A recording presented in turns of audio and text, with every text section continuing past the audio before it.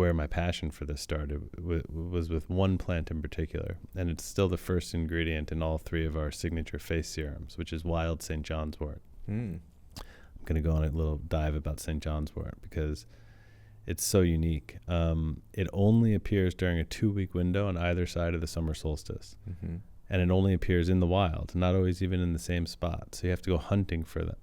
And they're these tiny, tiny little, very delicate, bright yellow flowers.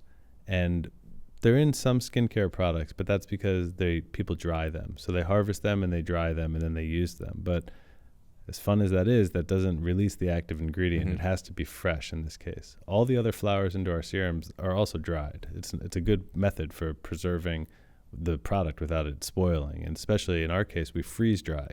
Most people dehydrate or air dry, but ours are freeze dried, which is like maximum nutrient capture. It looks almost identical to when it was in the field when it's fully dried.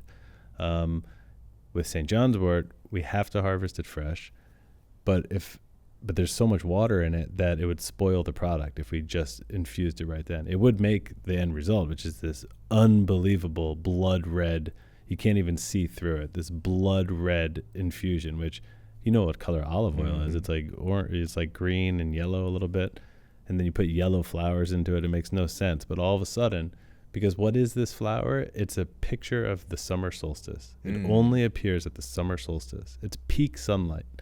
And it's basically that blood red, that's sunlight. It's basically releasing sunlight into the oil. And the way we do it, this is kind of like, not to sound self-important, but the art of this moment right here is to capture that without spoiling the product. That's why people dry it, is so they don't even have to worry about that, because products in skincare want to be shelf stable. That's why there's preservatives and all sorts of stuff in them. And so we leave it in the breeze, like the shady breeze, for about 20 hours.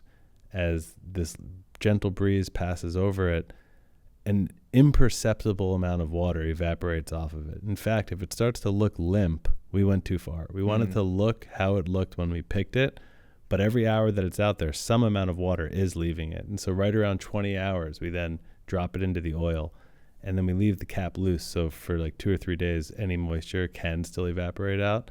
And then we go about our normal infusion process like we do with all the other flowers for about 2 to 3 weeks. It sits underneath the sunshine and the moonshine, and this pulsing rhythm of daytime and nighttime is the only force of action that ever gets applied to the serums. At the end of that, we cold press them, and now we have all of our individual serums. We call that our library for the year.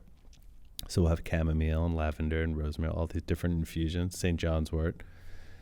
Just to finish on the St. John's wort, the only difference there is that there is still some amount of moisture in there.